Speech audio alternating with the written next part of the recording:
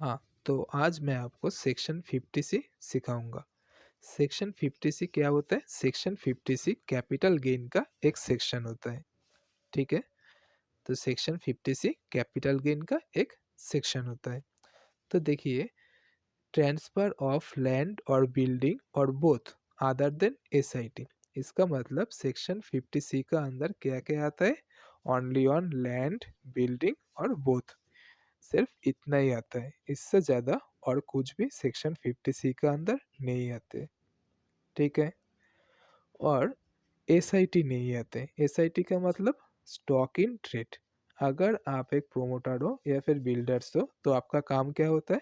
आपका काम होता है कि आप लैंड को परचेस करते हो, उसका ऊपर बिल्डिंग बना के आप बेच देते हो, ठीक है? तो वो वाला कॉन्सेप्ट नहीं आने वाला सेक्शन 50C का अंदर, क्योंकि प्रोमोटर लोग तो बिज़नेस करते हैं ना, तो बिज़नेस के लिए अलग सा हेड होता है, पीजीबीपी हेड। तो पीजीबीपी में स्टॉक इन ट्रेड आ जाते हैं, इसलिए एसआईटी 50C का अंदर नहीं आते। समझ गया? तो एसआईटी हम सॉरी 50C हमें क्यों पढ़ना चाहिए? 50C में है क्या? सो 50C में एक्चुअली आपको पढ़ना चाहिए इसलिए आपका फुल वैल्यू ऑफ कंसिडरेशन निकालने के लिए। अगर आपने कैपिटल गेन का क्वेश्चन किए होंगे तो आपको पता ही होगा कि फुल वैल्यू ऑफ कंसिडरेशन क्या होता है। मैं आपको शॉर्ट में बता देता हूँ। फुल वैल्यू ऑफ कंसिडरेशन का एक्चुअल मतलब होता है सेल वैल्यू। आपने कितने में सेल किए हो उसे हम कहते हैं फुल वैल्यू ऑफ कंसिडरेशन, ठीक है? तो आप सोच सकते हो कि आपका घर मतलब मेरा घर मेरा मर्जी, मैं कुछ भी बेचूं तो गवर्नमेंट का क्या जाता है? गवर्नमेंट को जाता है।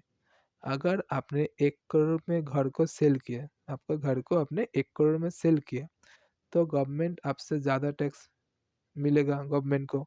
अगर उसी घर आपने 20 लाख रुपए में बेचा, तो गवर्नमेंट को टैक्स कम आएगा ना, इसलिए गवर्नमेंट को सोचना है। गवर्नमेंट को भी आपके ऊपर सोचना पड़ेगा, इसलिए हम 50C को पढ़ते हैं, ठीक है? तो गवर्नमेंट कह रहा है, आपका घर आप जितने में भी बेचो मेरा कोई मतलब नहीं बनता, लेकिन आप स्टैम्प ड्यूटी से कम में नहीं बेच सकते हो, ठीक है? क्या बोला मैंने? आपका घर आपका मर्जी, आप कितने में भी बेचो, गवर्नमेंट का कुछ आता जाता नहीं है, लेकिन गवर्नमेंट आपको कह रहा है आप स्टैम्प ड्यूटी से कम में नहीं बेच सकते हो। समझा? तो देखिए, इधर थोड़ा-सा टैक्स प्लानिंग भी होता है और टैक्स चोरी भी होता है। आप एक एग्ज़ाम्पल देखो, ठीक है? एग्ज़ाम्पल क्या होता है? एग्ज़ाम्पल होता है कि मिस्टर ए ने एक घर मिस्टर बी को बेचा। क्या किया? मिस्टर ए ने अच्छे से समझना, ठीक है? मिस्टर ए ने एक घर मिस्टर बी को बेचा। बेचने को हम कैपिटल गेन में सेल भी कहते हैं और ट्रांसफ़र भी कहते हैं, क्योंकि ट्रांसफ़र का अंदर सेल ऑलरेडी इंक्लूडेड है। तो मिस्टर ए मिस्टर बी को कहा कि देखो मेरा घर तुम्हें चाहिए, तुम इसे ले लो और मुझे 1 करोड़ रुपया दे दो, ठीक है? मिस्टर बी को कहता है मेरा घर ले लो, 1 करोड़ रुपया दे दो। तो मिस्टर बी सोच रहा है घर का कीमत 1 करोड़ है, तो 1 करोड़ तो मुझे देना होगा। इसका साथ मेरा और भी कुछ खर्चा आएगा। तो मिस्टर ए कह रहा है कि कौन-सा खर्चा आएगा? तो मिस्टर बी कह रहा है देखो, अगर तुम्हारा घर मैं खरीदता हूँ 1 करोड़ तो तुम लोगे और गवर्नमेंट भी मुझसे पैसा ले लेगा। क्योंकि मैं जब घर को मेरा नाम पे रजिस्टर करने जाऊँगा, तो गवर्नमेंट क्या कहेगा? गवर्नमेंट कहेगा कि मुझे 8% दे दो। मुझे अब जितने में खरीदा मुझे 8% मेरा रजिस्ट्री फीस चला जाएगा, ठीक है? 8% हर स्टेट के लिए अलग-अलग हो सकता है, ठीक है? 8% चला जाएगा। तो मिस्टर बी का पास से 1 करोड़ तो जाएगा, उसके साथ अलग से 8 लाख रुपीज़ जाएगा। तो मिस्टर ए भी कह रहा है ठीक है, सही कह रहा हूँ। अगर मैं तुम्हें 1 करोड़ रुपया में बेचता हूँ, तो सेंट्रल गवर्नमेंट भी मेरा पास आएगा, आके कहेगा कि कितने में बेचा? मैं तो कह दूँगा 1 करोड़, तो सेंट्रल गवर्नमेंट भी मुझे कहेगा कि ठीक है, 1 करोड़ में बेचा तो मुझे 20% से 20 लाख रुपया टैक्स दे देना। तो एक काम करते हैं, दोनों मिल के प्लान कर रहे हैं, ठीक है? दोनों मिल के क्या प्लान कर रहे हैं? मिस्टर बी कह रहा है कि देख, मैं तेरे को 1 करोड़ ही 1 करोड़ ही दूँगा, लेकिन 2 पार्ट में लेना। फिर 75 लाख रुपीज़ तू बैंक में ले लेना और 25 लाख रुपीज़ तू कैश ले लेना, ठीक है? समझ गया? तो मिस्टर ए भी सोच रहा है कि अगर मैं 75 लाख रुपीज़ बैंक में लूँगा, तो गवर्नमेंट को क्या कहूँगा? गवर्नमेंट को कहूँगा कि देखो, मैं तो 1 करोड़ में नहीं बेचा, मैं सिर्फ 75 लाख रुपीज़ में ही बेचा। तो 75 लाख रुपीज़ के ऊपर 20% टैक्स डालो, मेरे को 15 लाख रुपीज़ टैक्स आएगा। तो मेरे को अगर 15 लाख रुपीज़ टैक्स आएगा, तो 5 लाख रुपीज़ तो मेरा बच गया ना। और तेरे को भी, तू अगर तू भी दिखाएगा कि मैं 75 लाख रुपीज़ में खरीदा, तो तेरे को भी 8% से 6 लाख रुपीज़ रजिस्ट्रेशन फीस देना होगा, 2 लाख रुपीज़ तू भी बचा लेगा। तो प्लान तो सही है। तो दोनों ने मिलकर मिस्टर ए ने बेच दिया और पैसा भी रिसीव कर लिया 1 करोड़, लेकिन 2 पार्ट में। तो गवर्नमेंट क्या कह रहा है? गवर्नमेंट देख रहा है कि हाँ, गवर्नमेंट अगर ट्रेस करेगा तो ट्रेस कौन-सा होगा? बैंक वाला ही तो ट्रेस होगा ना, कैश वाला तो ट्रेस नहीं कर पाएगा, सेंट्रल गवर्नमेंट हो किसी भी गवर्नमेंट हो, ठीक है? तो तो सेंट्रल गवर्नमेंट देख रहा है कि घर तो बहुत ही सुंदर है, लेकिन इतना सुंदर घर 75 लाख रुपीज़ में, थोड़ा-सा डाउट हुआ सेंट्रल गवर्नमेंट को। सेंट्रल गवर्नमेंट ने गया स्टेट गवर्नमेंट के पास, जाके बोला कि मुझे ना एक डाउट है। तो स्टेट गवर्नमेंट बोला कौन सा डाउट है? तो सेंट्रल गवर्नमेंट ने बोला, मिस्टर ए ने मिस्टर बी को एक घर बेचा जिसका कीमत दिखा रहा है 75 लाख रुपीज़, और मैंने भी ट्रेस किया, ट्रेस करके देखा सिर्फ 75 लाख रुपीज़ ही ट्रांसफ़र हुआ है। तो इसका मतलब घर का कीमत 75 लाख रुपीज़ है। तो स्टेट गवर्नमेंट भी बोल रहा है सही कह रहे हो, मेरा भी तो घाटा हो गया। कैसे? स्टेट गवर्नमेंट अगर 1 करोड़ का ऊपर stamp duty value state government को मिलता, तो कितना मिलता? 8 लाख। लेकिन ट्रांज़ैक्शन कितना हुआ? 75 लाख रुपीज़। तो इसका ऊपर अगर 6% करोगे, मतलब 8% करोगे, तो 6 लाख रुपीज़ आएगा, तो 2 लाख का घाटा हो गया। तो स्टेट गवर्नमेंट गया म्युनिसिपैलिटी के पास। म्युनिसिपैलिटी के पास जाके म्युनिसिपैलिटी को बोला कि देखो, एक घर ट्रांसफ़र हुआ है तुम्हारा एरिया में, मिस्टर ए का घर मिस्टर बी को ट्रांसफ़र किया हुआ है। म्युनिसिपैलिटी बोल रहा है हाँ, सही बात है। तो म्युनिसिपैलिटी स्टेट गवर्नमेंट को बोल रहा है आप क्या सुनना चाहते हो? तो स्टेट गवर्नमेंट कह रहा है इस घर का स्टैम्प ड्यूटी वैल्यू मुझे बता दो। तो म्युनिसिपैलिटी खाता खोल के बैठा और दिखा कि stamp duty value 80 lakh rupees है। 80 लाख रुपीज़, ठीक है? तो अब जाके एक काम करो, 90 लाख रुपीज़ ले लेते हैं, ठीक है? 90 लाख रुपीज़। तो सेंट्रल गवर्नमेंट ने देखा कि घर का कीमत है 90 लाख रुपीज़, लेकिन मिस्टर ए मिस्टर बी को 75 लाख रुपीज़ में सेल किया हुआ है। तो देखिए, तो सेंट्रल गवर्नमेंट क्या सोच रहा है? सेंट्रल गवर्नमेंट सोच रहा है कि घर का एक्चुअल कीमत है 90 लाख रुपीज़, लेकिन मिस्टर ए ने मिस्टर बी को 75 लाख रुपीज़ में क्यों बेचा? कुछ घोटाला तो किया है मिस्टर ए ने। तो सेंट्रल गवर्नमेंट गया सीधा ए का पास, जाके बोला देख, तेरा घर का वैल्यू 90 लाख रुपीज़, इस एरिया में जितना भी घर है तेरे जैसा सभी का म्युनिसिपैलिटी वैल्यू, मतलब sorry stamp duty value 90 lakh rupees है, लेकिन तू तेरा घर को 75 लाख में क्यों बेचा? तो मिस्टर ए कह रहा है मेरा घर मेरा मर्जी, मैं कितने में भी बेचूं, तुम्हारा क्या? सेंट्रल गवर्नमेंट कह रहा है कि मेरा साथ पंगा, ठीक है, एक काम कर, तू जितने में भी बेच, तू 1 रुपया में भी बेच, मुझे कोई फ़र्क नहीं पड़ता, लेकिन तू मेरा फ़ॉर्मूला को उखाड़ नहीं सकता, क्योंकि मैं सेंट्रल गवर्नमेंट हूँ। तो मिस्टर ये कह रहा है ठीक है, तुम्हारा फ़ॉर्मूला लगाओ। तो सेंट्रल गवर्नमेंट कह रहा है देख, मेरा फ़ॉर्मूला है स्टैम्प ड्यूटी वैल्यू, तेरा घर का एक्चुअल कीमत जो गवर्नमेंट सेट करके रखा हुआ है, उसका वैल्यू, और तू जितने में भी बेचा उसका 110% ले लेना, ठीक है। तो कॉन्सिडरेशन का 110% ले लेना। तो मुझे बता क्या हुआ। मिस्टर ए कह रहा है तुम्हारा स्टैम्प ड्यूटी वैल्यू कितना कह रहा है, 90 लाख रुपीस। तो मैंने बेचा 75 लाख रुपीस में। तो 75 लाख का 110% करते हैं, 75 लैक्स मल्टीप्लाइड बाई 1.1 कर दीजिए, तो 82.5 lakh, 82.5 lakh.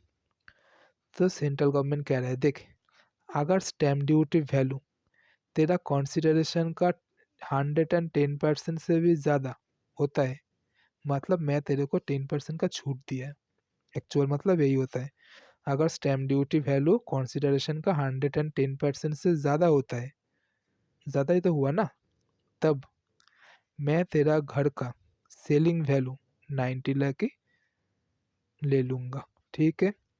Full value of consideration मतलब सेलिंग वैल्यू, तो सेलिंग वैल्यू क्या होगा, एसडीवी होगा, समझा। सेंट्रल गवर्नमेंट क्या कह रहा है, सेंट्रल गवर्नमेंट कह रहा है कि एसडीवी लेख और कॉन्सिडरेशन का 110% लेख, इन दोनों लिखने के बाद दोनों का कंपेयर कर, कौन ज़्यादा होता है। अगर स्टैम्प ड्यूटी वैल्यू ज़्यादा होता है, इसका मतलब तू मेरे साथ चीट कर रहा है, इसलिए मैं तेरा घर का deemed full value of consideration stamp duty value को ही पकड़ लूँगा। तो मिस्टर ए का गायब है इस पानी में, ठीक है। और अगर ऐसा होता, म्यूनिसिपैलिटी ने कहा होता कि स्टैम्प ड्यूटी वैल्यू 90 लाख नहीं 80 लाख होता है, तब क्या होता। तब सेंट्रल गवर्नमेंट भी कह रहा है कि फॉर्मूला तो सेम ही होगा ना, अगर इन्होंने कम कर दिया होगा तो मैं तो अपना फॉर्मूला नहीं बदलने वाला, मैं भी गवर्नमेंट हूँ, अपना वचन नहीं निभाता, ठीक है।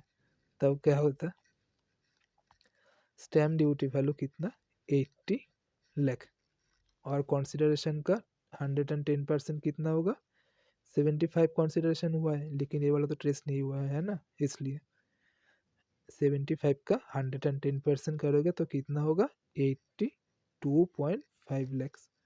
तो कौन ज़्यादा होता है, कॉन्सिडरेशन वाला, मिस्टर ये कहेगा मेरा वाला ज़्यादा होता है, मैं चीट नहीं किया हूँ, ऐसा ही तो कहेगा ना।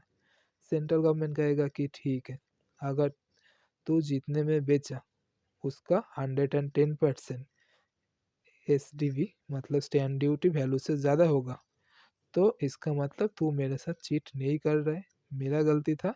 तो जितने में बेचा इसे ही तो क्या कर लेना, इसे ही तो फुल वैल्यू ऑफ कंसिडरेशन मान लेना, मतलब तो इसका ऊपर टैक्स देना, ठीक है। अगर ज़्यादा होता तो मैं जितना बताता मतलब स्टैम्प ड्यूटी वैल्यू, इसे ही तो अपना सेलिंग प्राइस मान के इसका ऊपर टैक्स दे देना, ठीक है। समझ गया ये वाला कॉन्सेप्ट। 2 साल पहले ये वाला कॉन्सेप्ट में क्या होता था, 110% का जगह पर एक 105% था, ठीक है।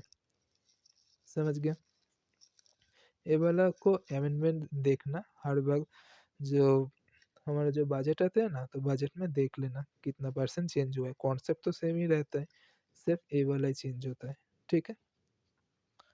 समझ गया। अब क्या हुआ देखो, तो पहला कॉन्सेप्ट क्लियर हो गया। अब दूसरा कॉन्सेप्ट के ऊपर जाते हैं। दूसरा कॉन्सेप्ट को भी अच्छे से समझना, मैं बहुत स्लो चलता हूँ क्योंकि आपको समझ में आना चाहिए, ठीक है। दूसरा कॉन्सेप्ट क्या होता है, देखिए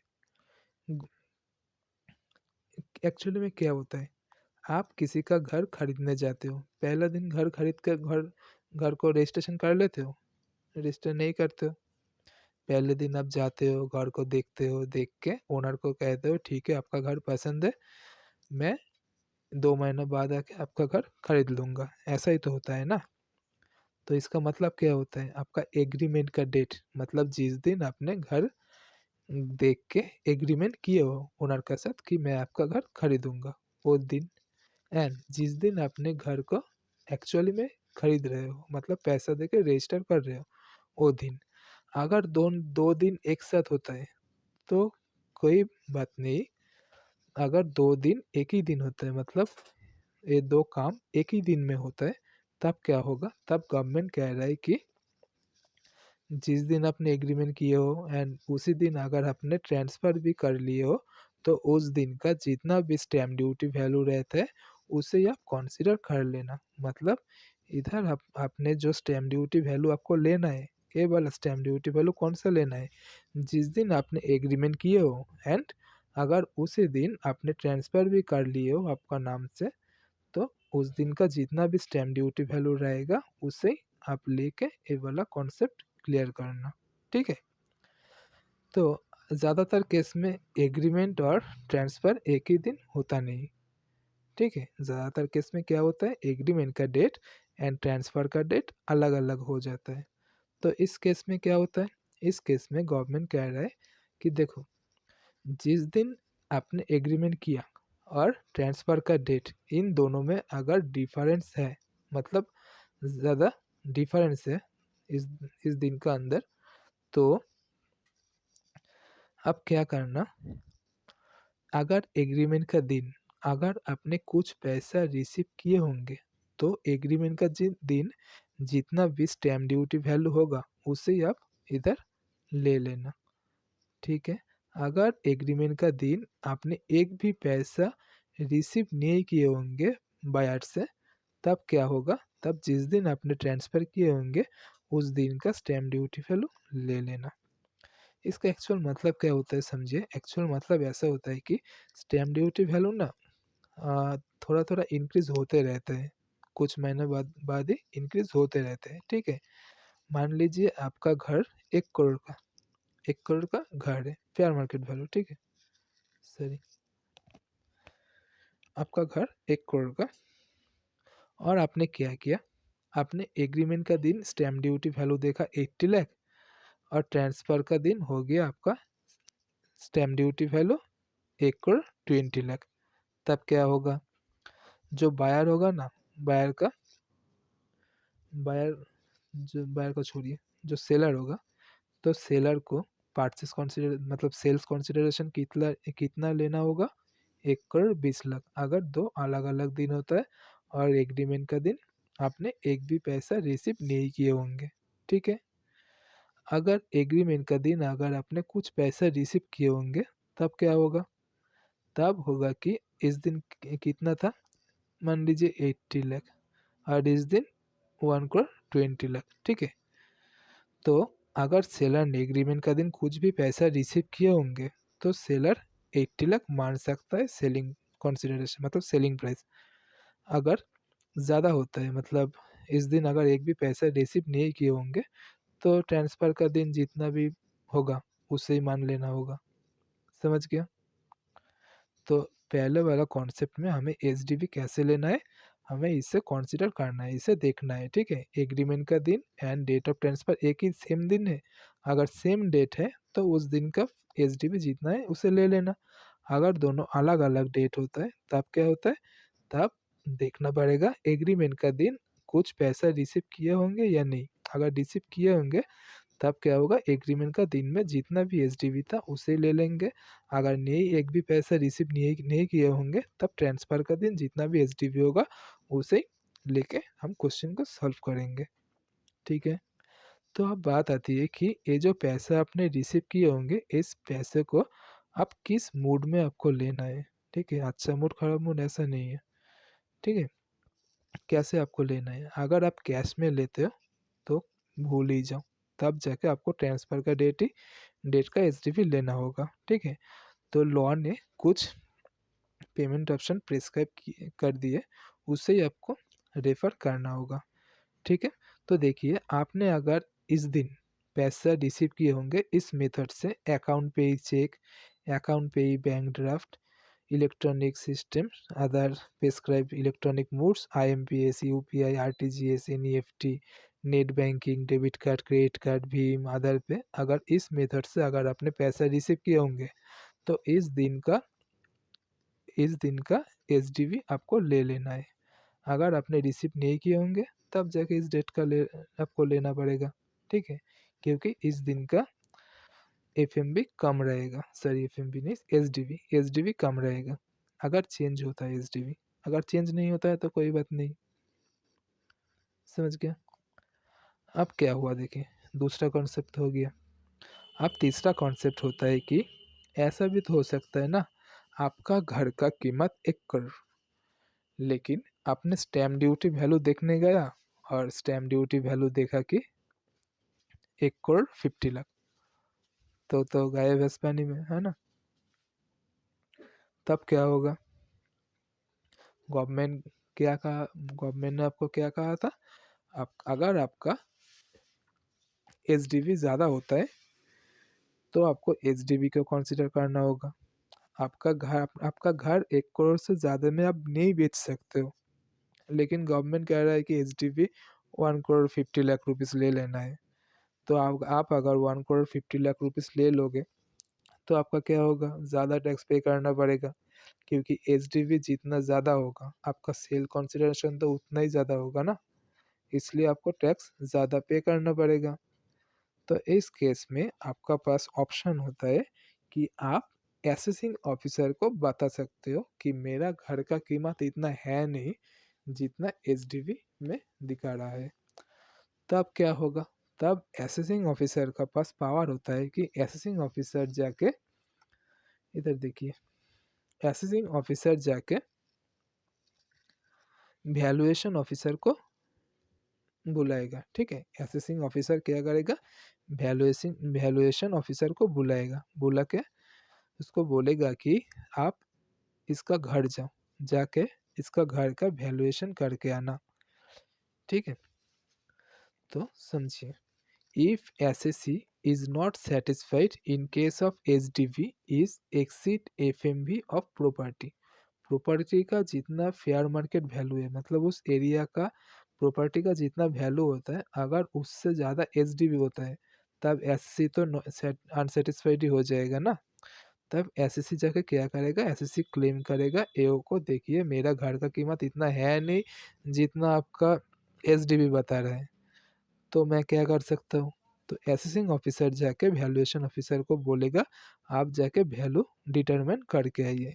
तो वैल्यूएशन ऑफिसर जाएगा एसएससी का घर, जाके वैल्यू डिटरमाइन करेगा, डिटरमाइन करके अगर, तो आपको देखना होगा वैल्यूएशन ऑफिसर क्या कह रहा है। अगर वैल्यूएशन ऑफिसर कह रहा है एसडीवी से ज़्यादा वैल्यू, आपका घर का एसडीवी था, मतलब stamp duty value 1 crore 50 lakh था, और वैल्यूएशन ऑफिसर आके कह रहा है कि 1 करोड़ 80 लाख है, तब अब तो गए, ठीक है। तो अब उस केस में आप फुल वैल्यू ऑफ कंसिडरेशन, मतलब सेलिंग प्राइस आपको एसडीवी वाला ही लेना पड़ेगा।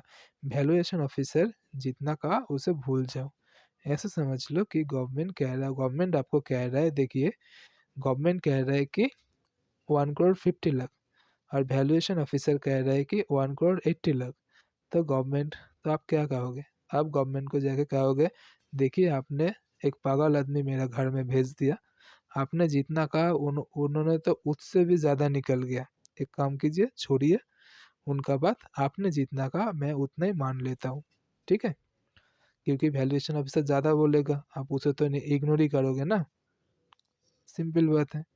अगर वैल्यूएशन ऑफिसर कम कहेगा तब क्या होगा, तब तो आप गवर्नमेंट को नहीं छोड़ेंगे, आप गवर्नमेंट को क्या कहोगे, आपने कहा 1 करोड़ 50 लाख, लेकिन वैल्यूएशन ऑफिसर आके कह रहा है 80 लाख, कैसे हुआ, तो मैं तो 80 लाख लेके चलूँगा, तब गवर्नमेंट का भी कुछ करने का है नहीं, तो गवर्नमेंट भी कहेगा ठीक है वैल्यूएशन ऑफिसर जितना कहा उसे ही ले लेना, समझ गया।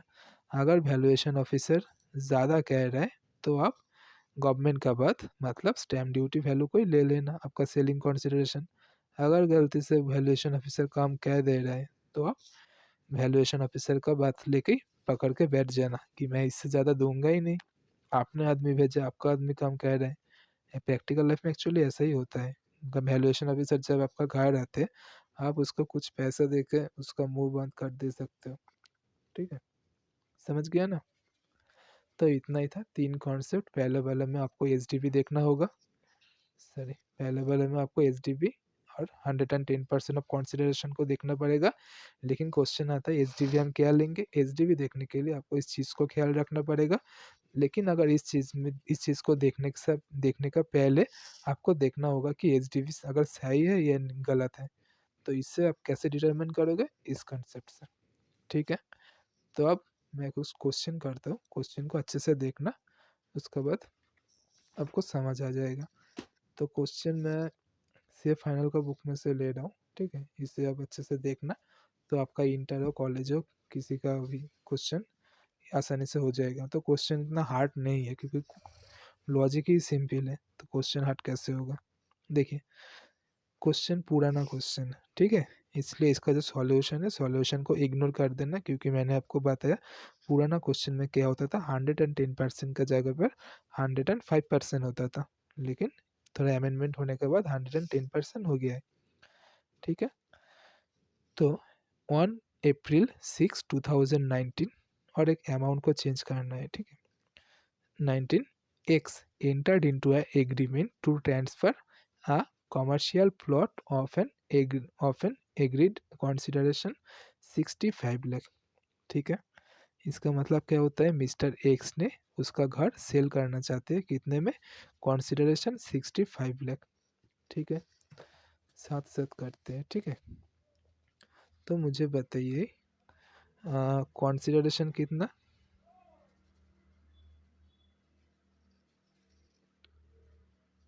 कंसिडरेशन 65 लाख। हम क्या करेंगे, हम इसका 110% ले लेंगे, है ना। 110% कितना होगा, 65 लाख, ऐसे छोड़िए, 65 मल्टीप्लाई 1.1 कितना आता है, 71.5 लाख। 71.5 लाख, समझा, कंसिडरेशन का 110% ले लिया, क्योंकि गवर्नमेंट कह रहा था, मैं सुन लिया, कर दिया, बाद में पता चलेगा क्या होने वाला। ठीक है, कंसिडरेशन ले लिया। Advance payment of 1 lakh receive by an account पे चेक ऑन सम डे। ठीक है, उस दिन क्या हुआ, जिस दिन हमारा एग्रीड हुआ, मतलब एग्रीमेंट हुआ, एग्रीमेंट का दिन, एग्रीमेंट हुआ 65 लाख में बेचेगा, तो उस दिन 1 लाख रुपया एडवांस रिसीव हो गया। ठीक है, तो कॉन्सेप्ट कहाँ अटक गया, देखा, अरे पेज ही उल्टा गया, इधर देखिए, इस वाले का, जिस दिन एग्रीमेंट हुआ उस दिन हमें पैसा मिल गया। तो 1 लाख रुपये रिसीव हुआ कैसे, अकाउंट पे चेक से। अकाउंट पे चेक का मतलब हमें जो ऑप्शन दिया था इससे रिसीव करना है, कैश में रिसीव नहीं करना, इस मेथड से रिसीव करना है, तो हम इससे रिसीव किया है अकाउंट पे चेक से।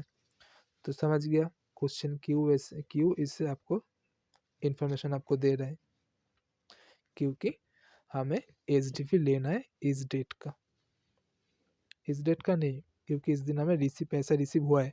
अगर पैसा रिसीव नहीं हुआ होता तब हम इस दिन का फेयर मार्केट मतलब क्या कहते हैं, स्टैम्प ड्यूटी वैल्यू को कंसीडर करते। अब क्या हुआ देखिए, अब हुआ कि stamp duty value on April 6 2019, इसका मतलब जिस दिन हमने एग्रीमेंट किए होंगे उस दिन का स्टैम्प ड्यूटी वैल्यू क्वेश्चन पर दिया हुआ है। ठीक है, तो हम इस दिन के तो स्टैम्प ड्यूटी वैल्यू लेंगे ना।